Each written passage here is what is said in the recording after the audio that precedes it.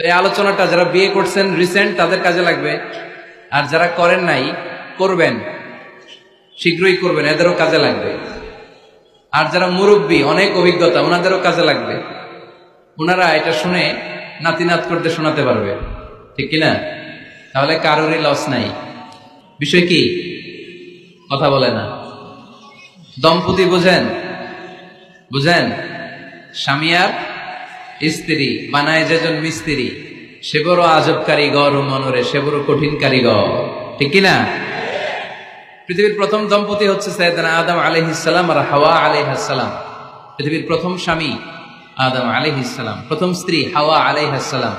ওয়া কুলনা ইয়া আদম উসকুন আনতা ওয়া যাওজুকাল জান্নাহ।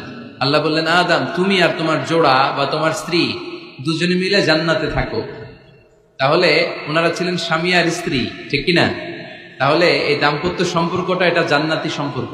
কি সম্পর্ক? উত্তর দিতে হবে। দৌলতপুরের ভাইরা রাগ করছেন আমার সাথে? শীত লাগতেছে? উত্তর দেওয়া যাবে আওয়াজ করে?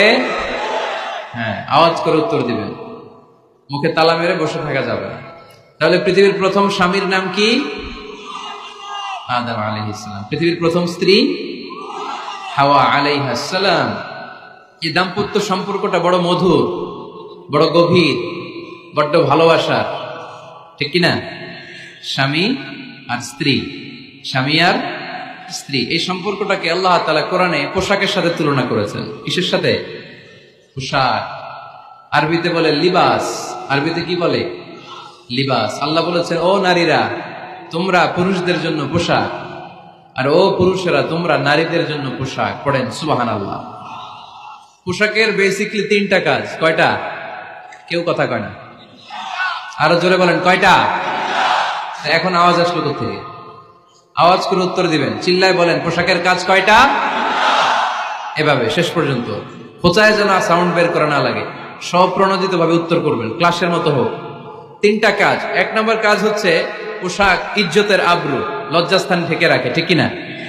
আমাদের লজ্জাস্থান ঢেকে রেখেছে আমাদের পোশাক। ঠিক তেমনি স্বামী তার স্ত্রীর ইজ্জত হেফাজত করে।